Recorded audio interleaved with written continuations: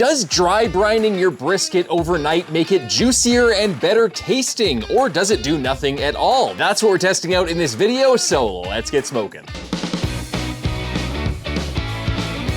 Welcome to the Smoke Lab. I'm Steve Gao, and on this show, I do crazy barbecue experiments you would never do at home, so you can learn from my trial and error. This experiment is not as crazy as my typical experiments, but it's a question that I get asked a lot. Does dry brining your brisket overnight produce better results than, let's say, just rubbing it 30 minutes before it goes on the smoker? The reasoning is pretty simple. When you brine meat, salt diffuses into the meat. It increases the flavor of the meat because it's more salty from the exterior to the interior, whereas normally you would only get salt on the very exterior. But most importantly, when you brine meat, it changes the physical characteristics of the muscle fibers to increase their water holding capacity, which basically means that it makes the meat more juicy. So that sounds great. Why not do that with brisket? Well, there's two schools of thought on this, and the first school of thought is that we should brine everything because it makes the meat tastier, it has a better texture in some people's opinion, and it increases the water holding capacity and it makes it more juicy. That's why people in barbecue competitions brine and inject, so that's what we should be doing at home, right? Well, not necessarily. The second school of thought is that when you brine brisket, it changes the texture so it becomes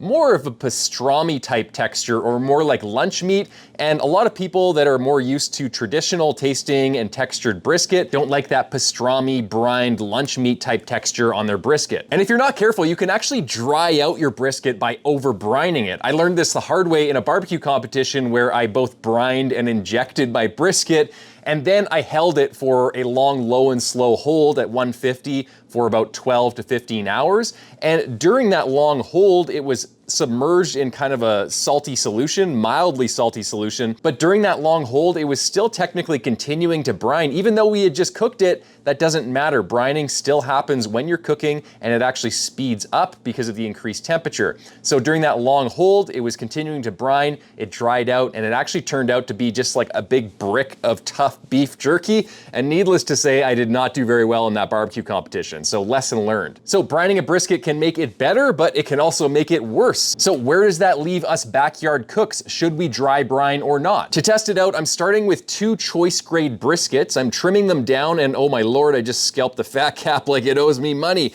Not a great start, but it'll be okay. For the dry brined experimental brisket, I'm slathering it in soy sauce, and I'm rubbing it with a 1/4 cup of kosher salt, 1/4 cup of coarse grain black pepper, and a 1/4 cup of Lowry's seasoned salt. I'm then wrapping it in plastic wrap, and it's going to sit in the fridge dry brining for the next 24 hours. The next day, about 30 minutes before I put both briskets on the smoker, I'm doing the exact same thing with the control brisket, a bit of slather and rubbed with the same rub as the dry brine brisket. So that means 1/4 cup of salt, 1/4 cup pepper, 1/4 cup Lowry seasoned salt in the same ratio, same weight, same volume. Then it sits on the counter for 30 minutes. Meanwhile, I'm removing the dry brined brisket from the plastic wrap, and it looks like this. One thing I did notice is there's a lot of salty juice pooled in the plastic wrap, so that could mean less salt is going to make it onto the brisket. I'm not quite sure at this point. I'm lighting my Oklahoma Joe's Longhorn offset smoker now. All I do is throw some charcoal into the fire basket, place some splits over top, and then I light it with my Oklahoma Joe's charcoal starter. Pretty simple. Now I'm putting the briskets on the smoker. The one in the back is the dry brined experimental one, and I'm going to smoke it at 250 to 275 degrees for the first 7 to 8 hours. The smoke coming out of the stack looks like this, and my fire looks like this, in case you are curious. And 8 hours in, the briskets are 170 degrees internal. They sweated out quite a bit of moisture, so now it's time to wrap them in a foil boat. This is gonna help them cook more evenly and retain more moisture. Another 4 hours after that, the briskets look like this. They're nice and dark, and the fat cap is kind of nicely rendered and squishy, and they're temping at around 195 degrees, which is where I like to pull them off of the smoker.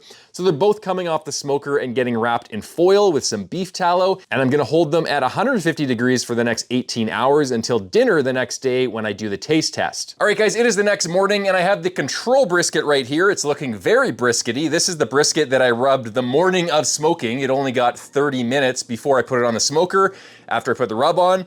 And here is the control brisket, also looking very briskety. This is the one that I dry brined for roughly 24 hours ahead of time. So we're gonna see which one tastes better, or which one tastes different, or maybe there's no difference. I hope there's no difference actually, because I think that dry brining is kind of inconvenient. I'm gonna slice this right down the middle. And I'm gonna show you guys just how juicy it is. I know it's gonna be juicy because I've cooked hundreds of these briskets the exact same way. Watch, it's gonna be dry. But I'll show you guys before I slather any tallow on. Ooh, ooh, look at that. Love it. Brisket waterfall, guys. It never gets old. It never gets old. Okay, now I'm gonna put a little bit of tallow on just to prevent it from getting oxidized and drying out. Now let's give this guy a little sliceroonie here. We'll cut the burnt ends off first. I'll put those to the side. I'll actually chunk those up, chunk those burnt endies up. And then we're gonna spank that exposed surface a little bit. No, there's no reason for that actually, I just like doing it. We're gonna cut this 1, 2, 3, 4, because apparently the 4th slice of the point is supposed to be the best. I'm not making that up. There's a Texas Monthly article about that. Some people think that it's the best. I mean, it is right in the geographic center of the brisket, so that would make sense. Okay, let's taste it. I'm just gonna pull this apart for you guys so you can see how tender and juicy. Ooh, look at that, falling over the finger. I'm gonna pull that apart. Guys, brisket, oh, it never gets old. It's so good. Okay, let's actually see if this tastes good. That's a really good brisket. Okay, so what am I tasting? Very tender, very juicy on the inside, but all of that aside, just concentrating on the seasoning. The seasoning is very concentrated at the surface, but there's so much of it, and the saltiness level is so high that I'm getting enough salt that it carries through to the entire bite.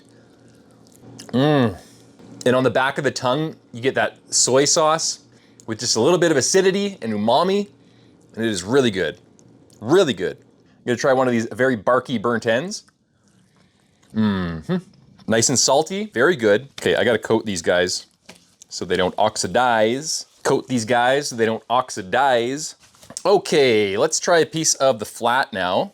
I mean, this is almost half point, half flat, but you guys get the point. I'm a dad of 2 now, guys. I just had a new baby this year, so I am getting dadlier and dadlier as the days go by. Okay, let's look at this flat.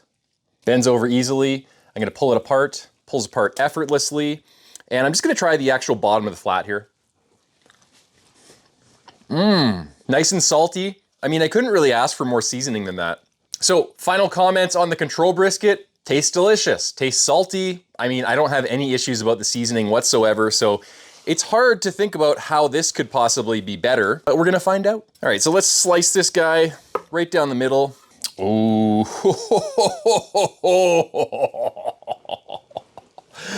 Can you believe that there's some people in the comment section that are like, don't squeeze the brisket, you can never squeeze the brisket. But guys, if you're gonna cook a brisket like this, you gotta find at least one other person to watch you and you have to squeeze it like this right in front of them.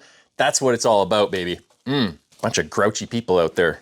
Don't squeeze your brisket. That's the funnest part of cooking a brisket. Okay, let's slice this off. Get some burnt endies here. Just chunk those up. Chunk, chunk, chunk. And let's slice 4 slices in here. 1, 2. This brisket is a little bit bigger than the last one, actually. 3. And the 4th. Okay.